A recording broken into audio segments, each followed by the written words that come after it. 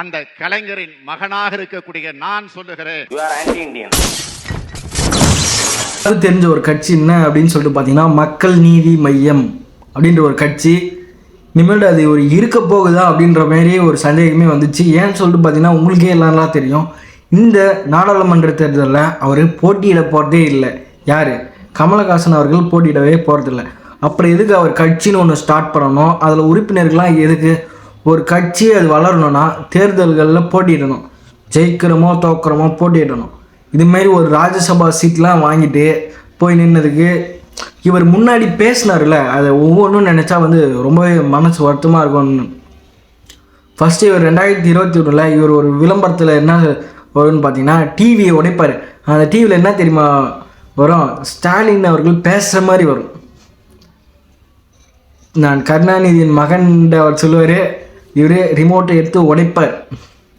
இப்போ அதே கட்சி கூட கூட்டணி சேர்ந்து ஒரு ராஜ்யசபா சீட்டுக்கு விலையை போயிட்டாரு. அப்போது பாண்டே ஒரு பேட்டியில் கேள்வி கேட்பாங்க. என்னன்னு சொல்லிட்டு கேட்பாங்க, நீங்கள் எதிர்காலத்தில் திராவிட கட்சிகளோட கூட்டணி வைப்பீங்களா அப்படின்னு சொல்லி கேட்பீங்களா?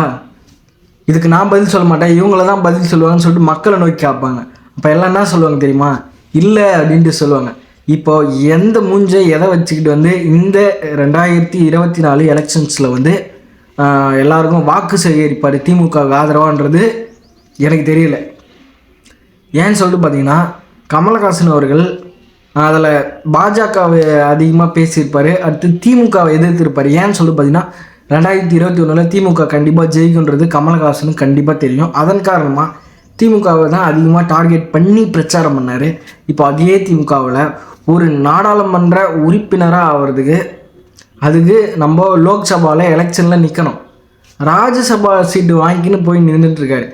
இவர் சொல்கிறது எல்லாமே யாரும் கேட்க தேவையில்லை. ஏன்னு சொல்லிட்டு பார்த்தீங்கன்னா இவர் படத்தில் சொல்கிறதுலாம் எப்படின்னா படத்துக்காக எப்படி பேசுவாங்க, படத்தில் அந்த கதை திரைக்கதை வசனத்துக்கு எப்படி பேசுவாங்களோ அதேமாரி தான் இவர் இந்த தேர்தலில் செய்கிற பிரச்சாரத்தை மக்கள் யாரும் எப்படின்னா சீரியஸாக எடுத்துக்க வேணாம், எல்லாம் ஒரு விளையாட்டு செய்தியாகவே எடுத்துக்கணும். நான் இந்த பதிவு வாயிலாக நான் என்ன சொல்ல வரேன் அப்படின்னு சொல்லிட்டு பார்த்தீங்கன்னா இதே ஒரே ஒரு கருத்து. இந்த 2024 தேர்தலுக்கு திரு கமலஹாசன் அவர்கள் பிரச்சாரம் பண்ண 40 தொகுதிகளுக்கும் போகிறாரு. அதை தாண்டி எங்கன்னா வெளியும் போகலாம். ஆனால் என்ன சொல்கிறேன்னா அவர் வர்றதை இந்த காதில் வாங்கி இந்த காதில் விட்டுருங்க. ஒரு பொருட்டாக கூட நீங்கள் எடுத்துக்க வேணாம். ஏன்னா இவர் சொல்கிறது ஒன்று, இவர் செய்யறது ஒன்று.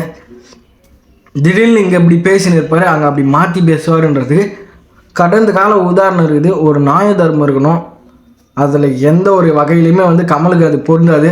அதனால் கமலஹாசன் பேசுகிறது எதையும் பார்த்தீங்கன்னா நீங்கள் பெரிய விஷயமா எடுத்துக்க வேண்டாம்.